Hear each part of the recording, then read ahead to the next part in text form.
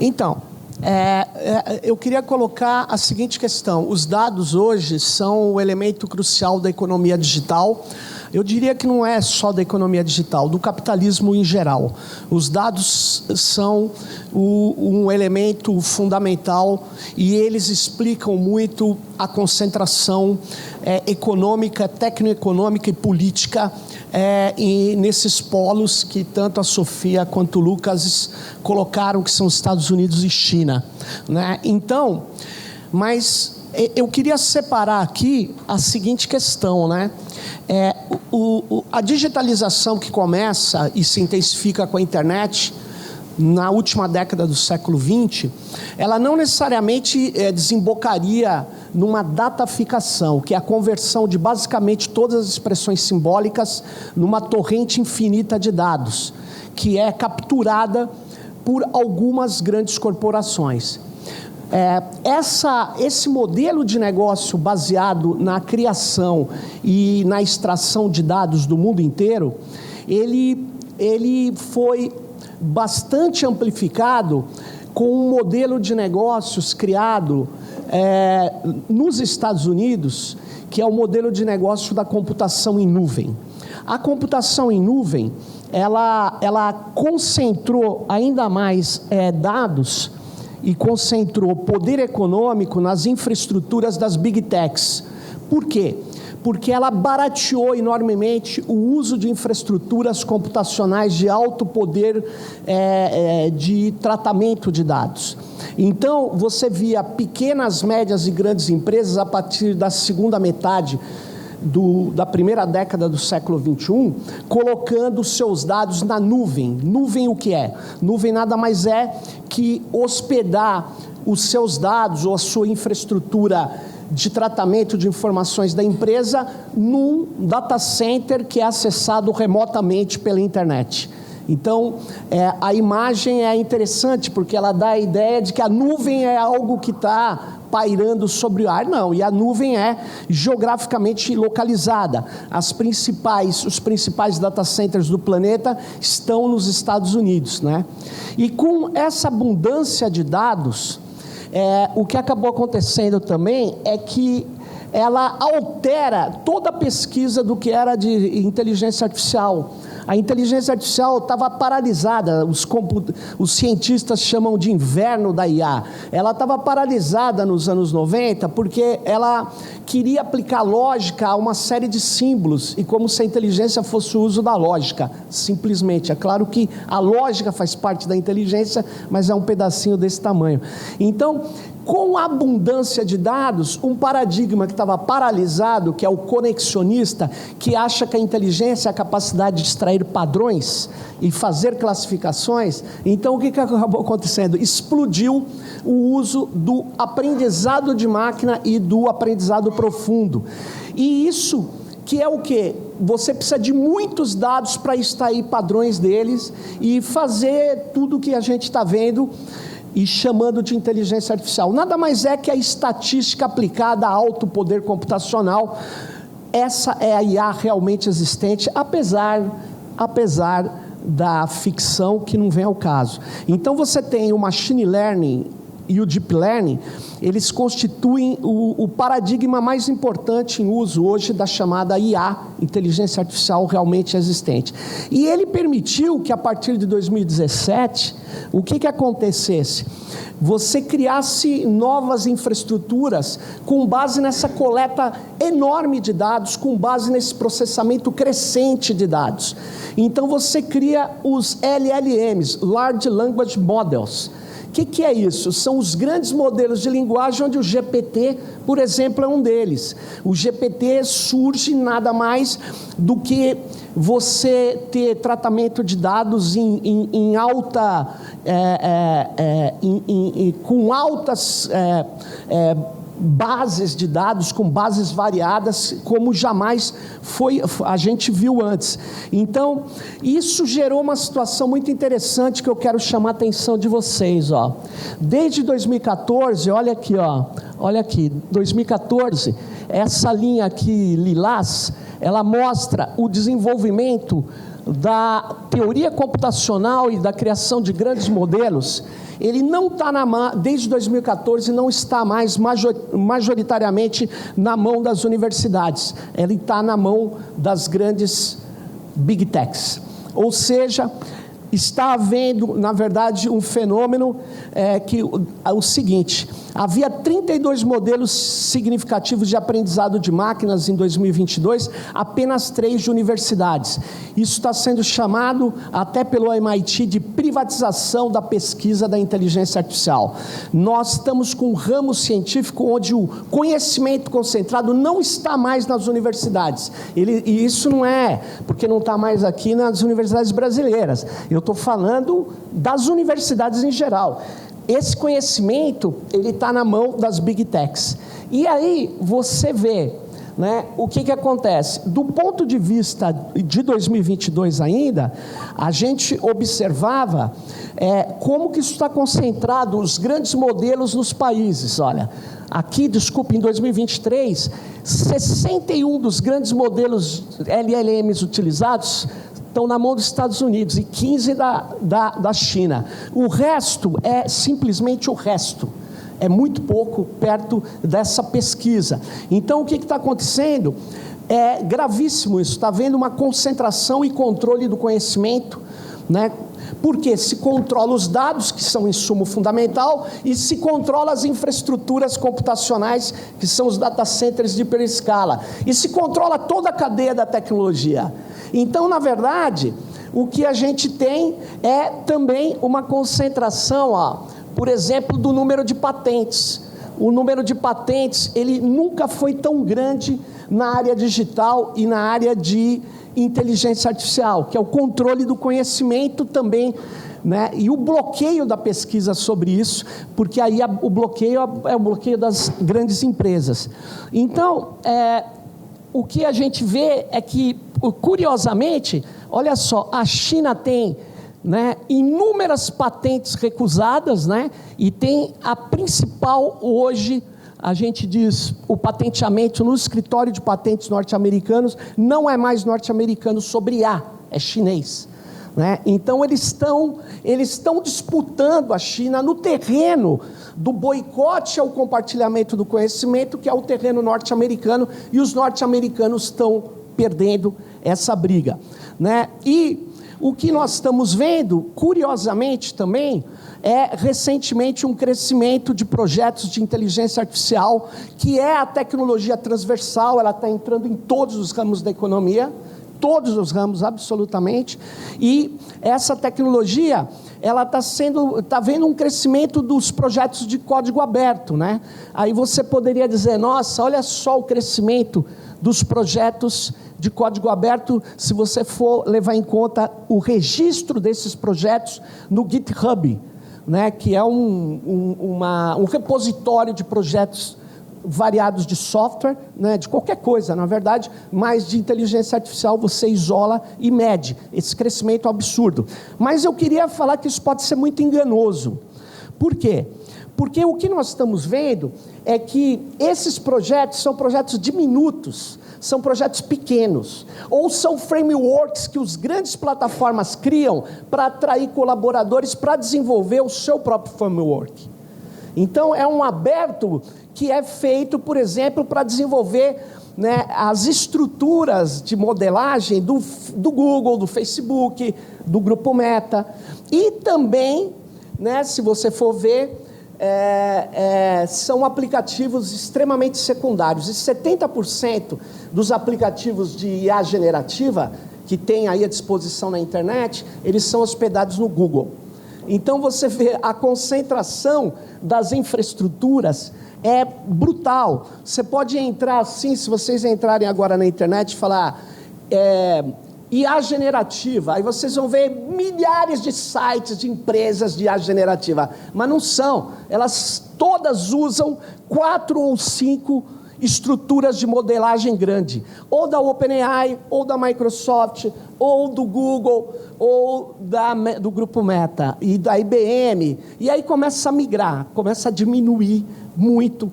Por quê? Porque eles são fazedores de app. O que é o app? É um aplicativo, você tem acesso ao grande modelo treinado, e aí você complementa com os seus dados, um pedacinho deles. Aí você cria alguma coisa que é completamente dependente das grandes corporações, dessas enormes estruturas que vocês estão vendo. Essas estruturas, são milhares delas, são os data centers, são estruturas gigantescas. 5.381 data centers estão concentrados nos Estados Unidos. O segundo país é, na verdade, a Alemanha, com 521. Entendeu? Por quê? Porque são data centers onde você tem a chamada nuvem pública, né? Ou colocation, que as empresas colocam máquinas. Né? É difícil de medir data centers, porque você tem que saber o que é um data center e o que não é. Mas os Estados Unidos comandam, sob todas as métricas, o número de data centers, e as pessoas no Brasil, o atual governo, tem alguns gestores que dizem para mim, ninguém quer data center do seu país. Eu falei, os Estados Unidos tem no seu país porque ele é a Madre Teresa de Calcutá dos dados. Ele só quer ajudar o planeta Terra. Ou seja, na verdade, você tem um modelo de nuvem, por exemplo, a infraestrutura como serviço, que é o quê? Você, da sua empresa, não precisa ter nada na sua empresa, exceto terminais, computadores na mesa das pessoas. Você usa isso lá, nesses data centers. Você usa isso à distância. Sabe o que acontece? Os data centers, eles estão nessa situação. Você tem aí 5 empresas que têm 81,2% do mercado mundial em 2021. E se você for ver em 2022, só a Amazon Web Server, mais a Microsoft Azure, eles têm 60%, 61,5% do mercado mundial de infraestrutura como serviço. Bom, como o meu tempo está acabando, eu não falei o que eu tinha que acabar, o que eu tinha que falar, mas, não, imagina, eu queria só mostrar essa coisa aqui. Isso aqui é uma cadeia dentro de um servidor. Isso aqui é um servidor.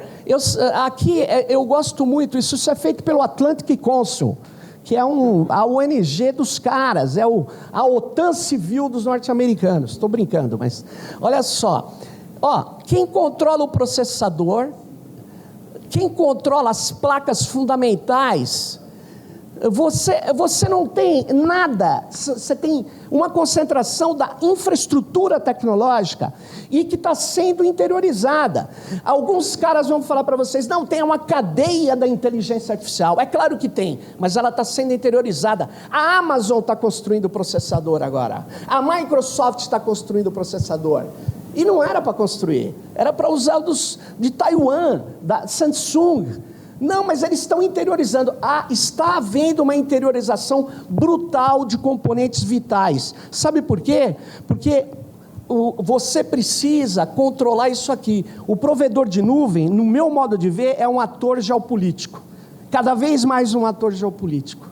E ele precisa, nesse contexto conflituoso que está o planeta, onde os Estados Unidos quer tomar da ByteDance o TikTok, onde você tem tensões explodindo em todos os lugares, sabe o que acontece? A nuvem, ou as infraestruturas digitais, elas viraram o suporte fundamental da guerra. Então, não há guerra mais sem Amazon. Então eu queria mostrar a vocês que nós estamos falando o seguinte, a Amazon já criou várias áreas secretas, né, regiões de hospedagem de dados, que trabalham para as forças armadas norte-americanas, não em nível estratégico só, em nível tático também, de operações em terra, operações concretas. Ou seja, nós estamos falando, e aí eu vou correr para finalizar, disso aqui, esse grupo de jornalistas israelenses antisionistas, o 972, eles conseguiram fazer essa matéria e descobrir o projeto Lavander. Eu vou muito concretamente. O que é o projeto Lavander?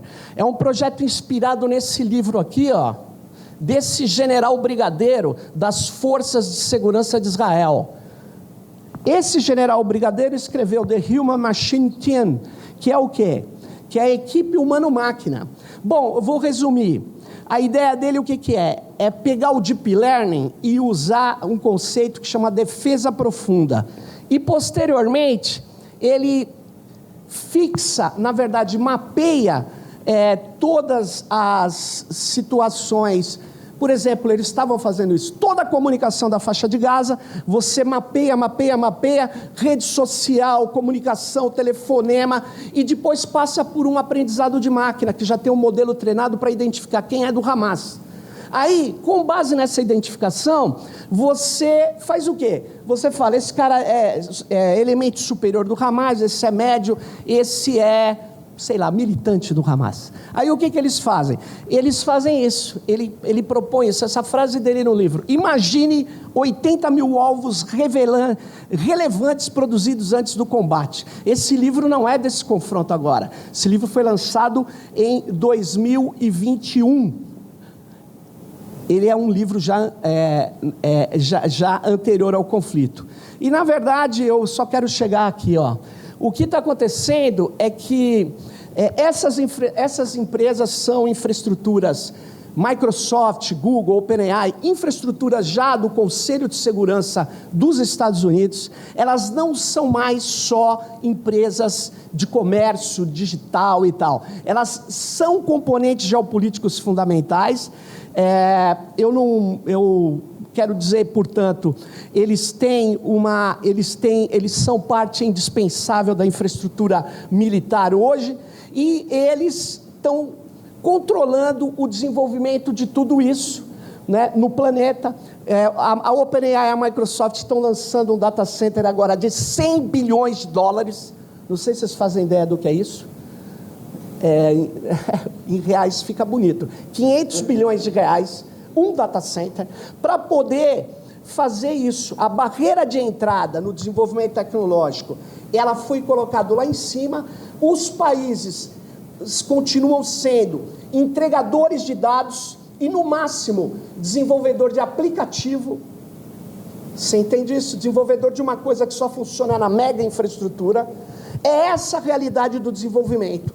Para além do comércio, nós estamos numa situação que lembra bem aí o Eduardo Galeano, né? Alguns países se especializaram em ganhar e outros se especializaram em perder.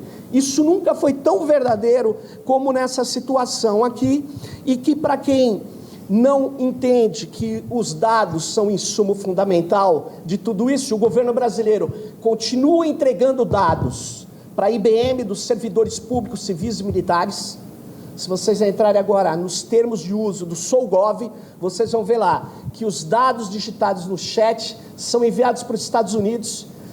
Para quê? Não precisava, mas é feito. É feito porque é moderno, é mais barato. Talvez até seja, mas é mais absurdamente caro do ponto de vista do país.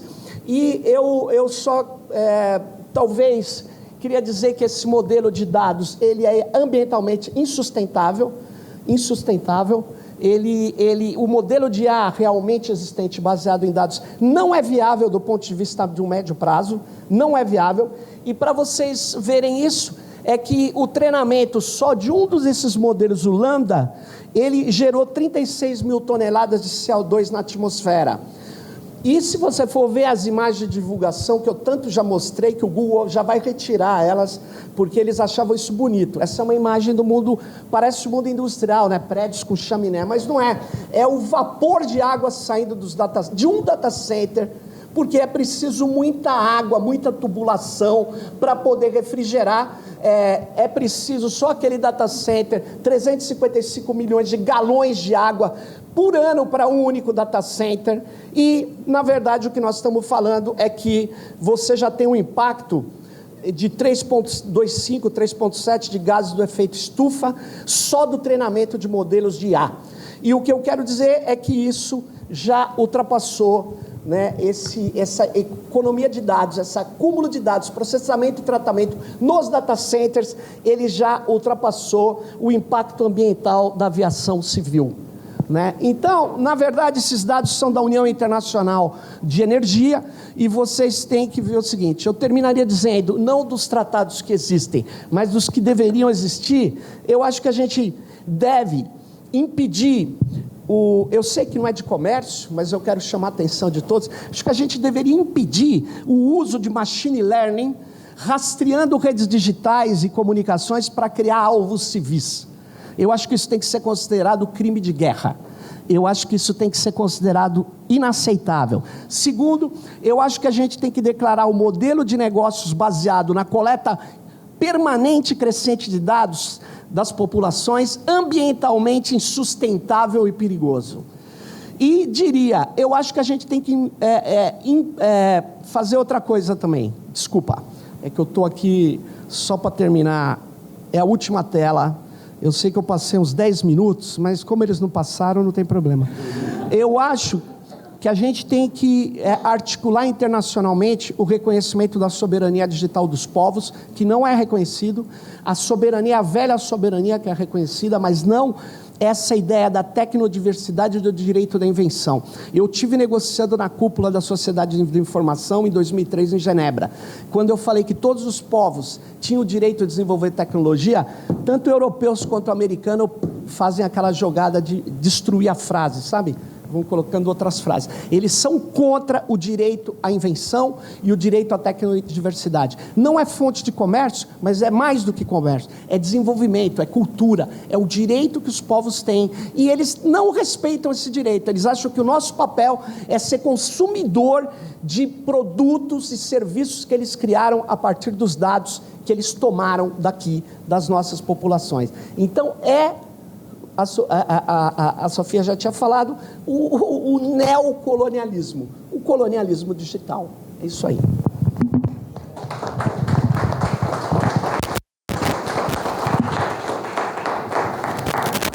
Eu errei aqui, mas tudo bem, né?